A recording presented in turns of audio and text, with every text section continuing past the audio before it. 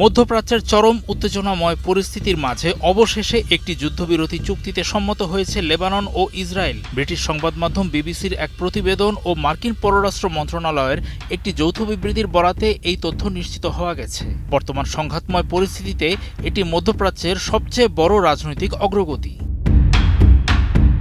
তবে এই শান্তি চুক্তি বাস্তবায়নে মার্কিন প্রশাসনের পক্ষ থেকে বেশ কিছু কড়া শর্ত জুড়ে দেওয়া হয়েছে। ওয়াশিংটন সাফ জানিয়ে দিয়েছে, এই সাময়িক চুক্তি কার্যকর রাখতে হলে লেবাননের প্রতিরোধ গোষ্ঠীকে ইসরায়েলের ভূখণ্ডে সব ধরনের সশস্ত্র হামলা থেকে পুরোপুরি বিরত থাকতে হবে। সংবাদ মাধ্যমের তথ্য অনুযায়ী ৩ জুনেও দক্ষিণ লেবাননে ইসরায়েলি বিমান হামলায় অন্তত ৯ জন প্রাণ হারান। এর জবাবে উত্তর ইসরায়েলে রকেট হামলা চালায় লেবাননের সশস্ত্র যোদ্ধারা।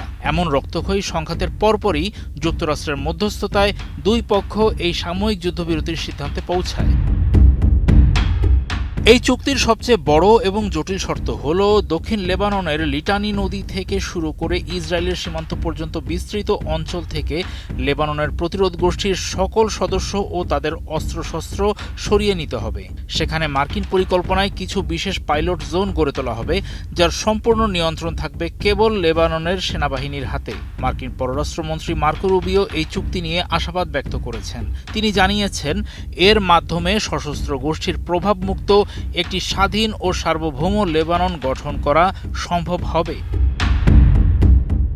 ইসরায়েল বলেছে, দেশটির সীমান্ত পেরিয়ে কোনো হামলা না চালালে ইসরায়েলও লেবাননের রাজধানী বৈরুতে আর কোনো বিমান হামলা বা বোমাবর্ষণ করবে না। তবে এই সমঝোতা বাস্তবে কতটা টিকবে তা নিয়ে কূটনৈতিক মহলে বড় ধরনের সংশয় রয়েছে। কারণ এই আংশিক যুদ্ধবিরতি নিয়ে লেবাননের প্রতিরোধ গোষ্ঠীর রাজনৈতিক নেতা জানিয়েছেন, তারা ওয়াশিংটনের কোনো একতরফা সিদ্ধান্ত মানতে বাধ্য নন। মূলত রাজধানী বৈরুতের দাহিয়ে অঞ্চলকে সুরক্ষিত রাখতেই তারা এই সাময়িক সমঝোতায় এসেছেন।